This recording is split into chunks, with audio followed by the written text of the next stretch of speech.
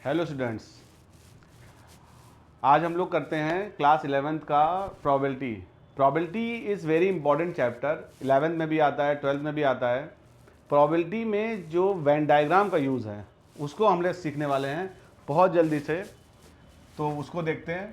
तो ये हमने एक आपका वेन डायग्राम बनाया जिसमें ये हमने दो आपके सेट लिए, set A and set B. इसमें ये वाला पोर्शन हमारा आता है ए इंटरसेक्शन बी, या इसको हम लोग बोलते हैं ए एंड बी बोथ। ये हो गया, ठीक। ये वाला जो पोर्शन है ये और ये तीनों मिला दिए, मतलब ये तीनों हमने मिला लिए, तब ये पोर्शन आता है ए यूनियन बी। ये होता है आपका ईदर ए और बी और बोथ। ये आपका ये आता है, या फिर हम इसको ये भी लिख सकते हैं at least one of them, ठीक है। तो ए यूनियन बी का मतलब है कि हमने पूरा ले लिया, ये भी तीनों पोर्शन। इंटरसेक्शन का मतलब है जो कॉमन वाला पोर्शन होता है वो लेते हैं, तो ये आपको दिया होगा।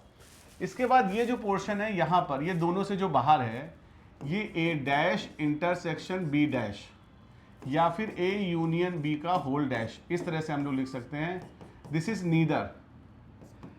नीदर ए नॉर बी आ जाएगा ए यूनियन बी का होल कॉम्प्लीमेंट।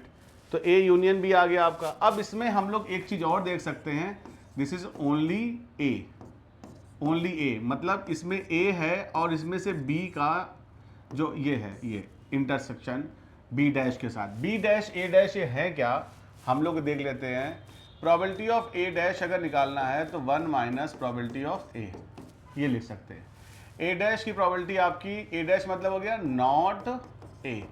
नॉट ए नहीं है, तो वो ए डैश हो गया, तो ये ओनली ए आ गया। इसी तरीके से हम लोग इस वाले पोर्शन को लिख सकते हैं ओनली बी, मीन्स बी में इंटरसेक्शन ए डैश का। अब हम आते हैं फॉर्मूले पे। अब इसमें फॉर्मूले कौन कौन से यूज कर सकते हैं, ये मैंने इंफॉर्मेशन आपको सारी दे दी। क्वेश्चन आप पढ़ेंगे उसमें से इन सब की वैल्यू आपको दी होगी, तो जिसकी जिसकी वैल्यू दी है वो आप नोट कर लीजिए।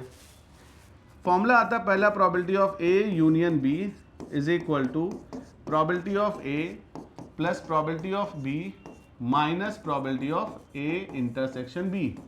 सेट में भी आपने फॉर्मूला पढ़ा है, यहाँ भी आप प्रैक्टिकली देख सकते हैं। ए यूनियन बी मतलब ये जो मैंने ये 3 लाइन्स 4 लाइन से मैं बना रहा हूँ, ये पूरा का पूरा ए यूनियन बी आता है। अब ए यूनियन बी में आपका पहला पोर्शन ये है, दूसरा पोर्शन ये है, तीसरा पोर्शन ये है, तीनों को मिलाने पे ए यूनियन बी आ रहा है। अगर हम जब ए बोलते हैं तो यहाँ से यहाँ तक चले जाते हैं, जब हम बी बोलते हैं तो यहाँ से यहाँ तक चले जाते हैं। तो आप देखेंगे कि ये बीच वाला पोर्शन हमारा जो है ये 2 बार आ गया है, इसलिए मैंने एक बार इसको माइनस कर दिया है, तो हमारा ए यूनियन बी आ गया। दूसरा, अगर हम ए यूनियन बी जो है इसको ईदर बोल रहे हैं plus probability of neither A dash intersection B dash, ये है इक्वल टू 1, मीन्स अंदर वाले को मिला लो और बाहर वाला जो पोर्शन उसको मिला लो, तो टोटल प्रोबेबिलिटी 1 के बराबर आ जाएगी।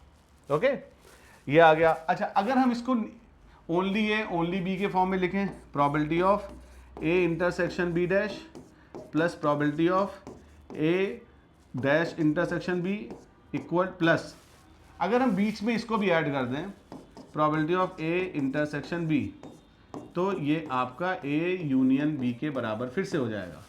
मीन्स अगेन दिस को मिला देंगे तो ये आ जाएगा। तो ये 3 फॉर्मूले आपके होते हैं, इनको आप यूज़ करिए, इनसे आप क्वेश्चन करिए, आपके क्वेश्चन होंगे। इन केस एनी प्रॉब्लम आप हमारे चैनल पे आइए, मैं एक एक क्वेश्चन सॉल्व करके उसमें डाल रहा हूँ, सारा का सारा आपको सोल्यूशन उसमें मिलेगा। और जो प्रॉब्लम हो, जैसे भी हो, आराम से रिलैक्स होकर आप हमारे पास भेज दीजिए, हम आपको सॉल्व करके देंगे। Thank you.